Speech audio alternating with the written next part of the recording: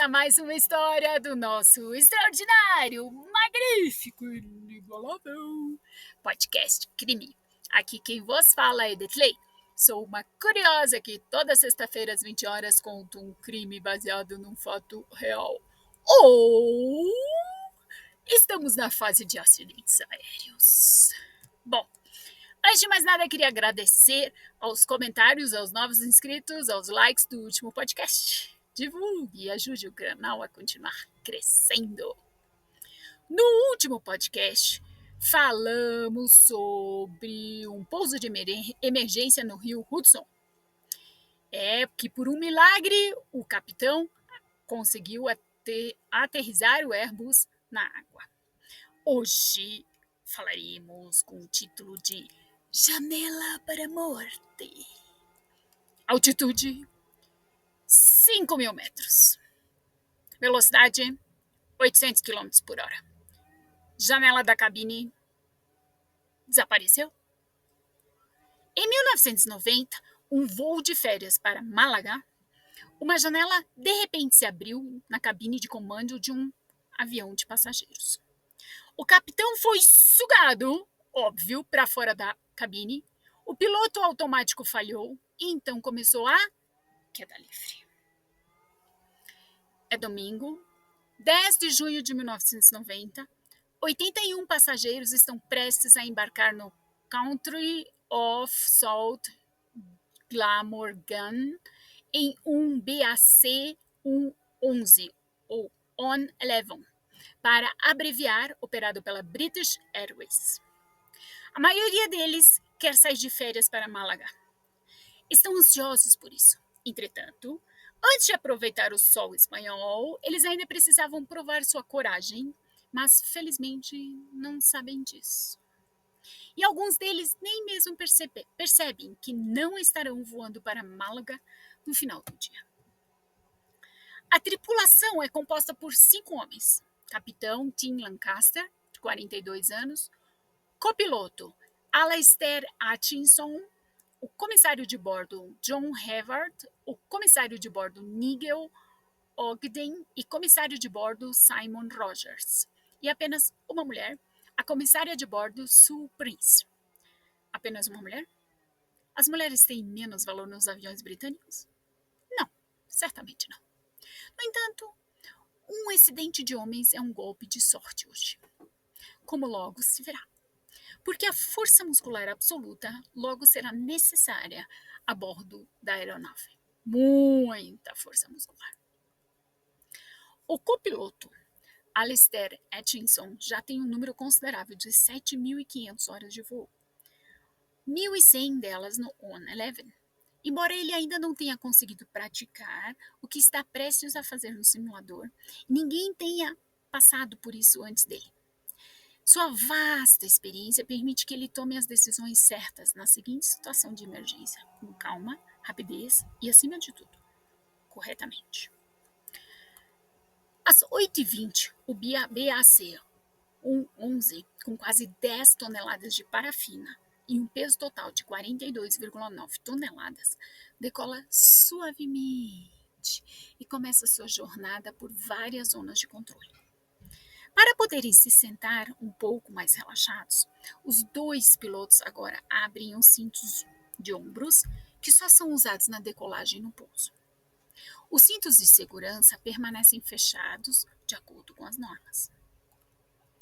Às 8h30, o café da manhã já está sendo preparado, pois a rota é curta.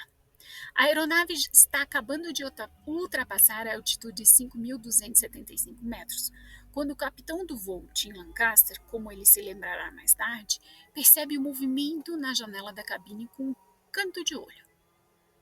Ele não podia acreditar nos seus olhos, pois viu a janela esquerda da cabine de comando se soltar lentamente do seu suporte e depois desaparecer com um estrondo. O disco de 27 quilos bate contra a fuselagem, deixando um amassado interessante, mas insignificante e marcas de arrasto, arrancando a antena HF do seu caminho para a traseira, mas sem causar grandes danos. Isso é tudo para o fatídico disco. As coisas parecem piores dentro da cabine do piloto. Em um segundo, o ar comprimido pela equalização da pressão é sugado para fora da aeronave e, com ele, tudo que não está preso na cabine.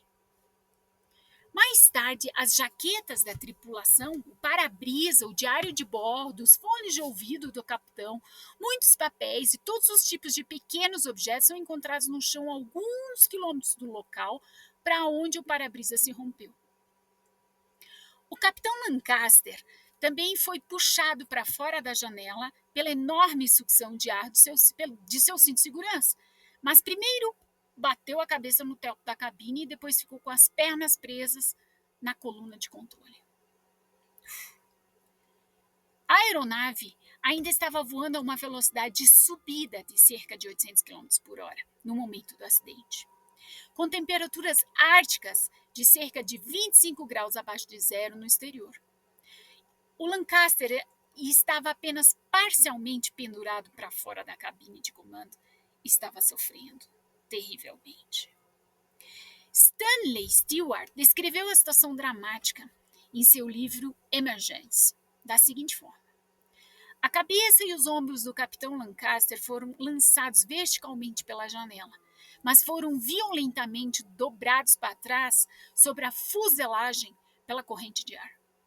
Seus pés viraram para frente, prendendo suas pernas sobre a coluna de controle e a plataforma de cabine de comando. Pressionado nessa posição, ele foi momentaneamente impedido de cair pela abertura. Suas costas se arquearam sobre a moldura da janela e seus braços foram abertos pela força da corrente de ar. O capitão ainda estava se segurando, mas a corrente de ar que sacudiu violentamente seu corpo fez com que ele tremulasse como uma bandeira ao vento. Ele não conseguiria se segurar por muito mais tempo. Nesse momento, a cabine de pilotagem lembra mais um pátio do inferno do que uma cabine de piloto organizada. Uma mistura colorida de ruídos, peças voadoras, ordens gritadas e horror. A porta da cabine de comando foi projetada para que possa ser aberta pelo lado de fora em uma emergência, usando força para quebrá-la em vários pedaços. Essa força é aplicada agora. A porta se solta e suas dobradiças e quebra e um pedaço fere o copiloto Atchison, mas felizmente sem gravidade. O maior fragmento da porta desengata o piloto automático sem ser percebido e permanece no console central. A aeronave entra gradualmente em um mergulho. As alavancas de empuxo ainda estão ajustadas para a potência da subida, de modo que a aeronave continua a ganhar velocidade. Apesar da inacreditável confusão, o comissário de bordo, Nigel Ogden, consegue chegar ao lado do copiloto em alguns saltos e se agarra à cintura de Lancaster, com toda a sua força para evitar que ele seja sugado completamente para fora da janela. Mais tarde, o chefe de cabine John Hevat corre em seu auxílio e também segura o piloto com toda a sua força de que dispõe, prendendo seu braço livre na alça do cinto do assento de emergência. Estão conseguindo imaginar a cena? Como a porta da cabine de comando está faltando, os passageiros sentados mais à frente podem ver o caos que reina ali. Entretanto, eles não se sentem privilegiados nessa visão. Estão convencidos de que a aeronave não pode mais ser salva. No entanto, a aeromoça Sue Prince consegue gradualmente acalmar todos os passageiros. Enquanto isso, o copiloto Atchison recupera gradualmente o controle da situação, apesar da sua dor e o choque. Ele acredita que o piloto está morto e que a aeronave está muito danificada, mas felizmente ele está completamente errado em ambas as suposições. Lancaster ainda está vivo, surpreendentemente, e Ogden e Hevat fazem o possível para mantê-lo na cabine do comando. Atchison luta com a máquina selvagem e tenta recuperar o controle, Seus pensamentos estão acelerados. Ele já está pensando que um possível pouso será um grande problema porque ninguém consegue ler sua lista de verificações. O pouso de uma aeronave tão grande sempre é feito em pares.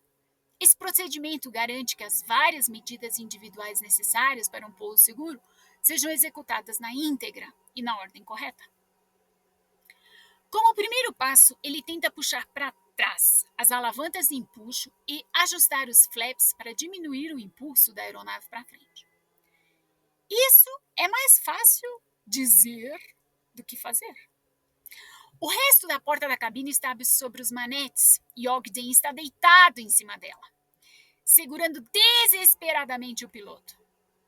Atchison só pode usar uma mão e a outra deve estar segurando o volante.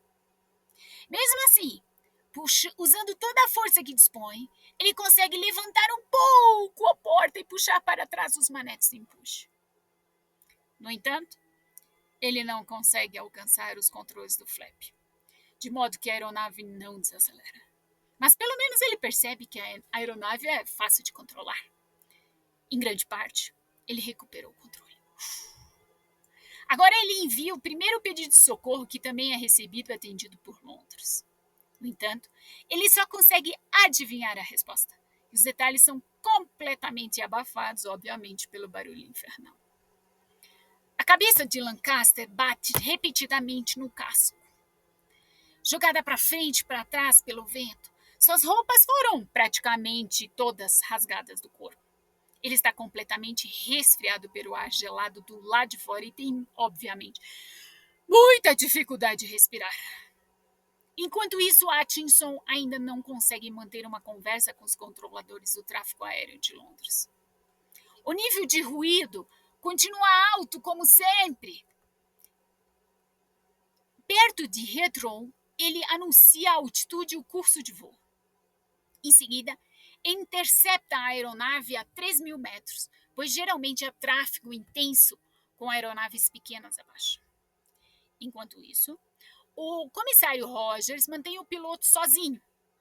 E Havard, que agora reconheceu o problema do copiloto, consegue remover os restos da porta da cabine. Atchison finalmente consegue alcançar os controles do spoiler e a aeronave finalmente diminui a velocidade graças ao uso dele. Uma tentativa de trazer o Lancaster para dentro fracassa, apesar da velocidade mais baixa. Eles simplesmente não conseguem trazê-lo e também têm medo de puxar o piloto, que está pendurado à parte fora da janela em um ângulo com uma força extrema.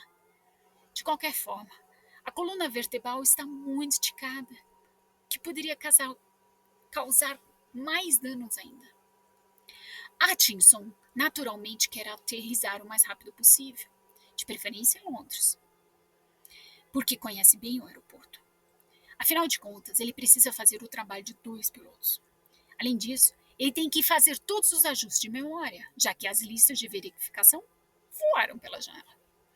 Sua vasta experiência é muito útil aqui. Enquanto isso, Londres ainda não sabe exatamente o que está acontecendo com o voo BA-5390. A 315 km por hora, Atchison abaixa o trem de pouso. Agora, a corrente de ar está enfraquecendo, a cabine do comando está ficando mais silenciosa e ele finalmente tem um bom contato com o controlador em Londres. Embora Atchison acredite que o piloto esteja morto, ele pede rotineiradamente que uma ambulância seja disponibilizada. Estranhamente, exatamente no mesmo momento, Roger sente as pernas de Lancaster se mexendo. Será que isso é uma possibilidade? Então, afinal, o capitão ainda está vivo. Às 8h55, 23 minutos depois de perder o para-brisa da cabine, o avião pousa suavemente e rola para a pista. Em pouco tempo, as brigadas de incêndio estão cercando a aeronave e Lancaster é cuidadosamente resgatado de sua posição no teto de um desses veículos. Ele acorda da inconsciência e pergunta, ainda no meio, totalmente atordoado, a que altura estamos no momento? E o bombeiro responde, no chão.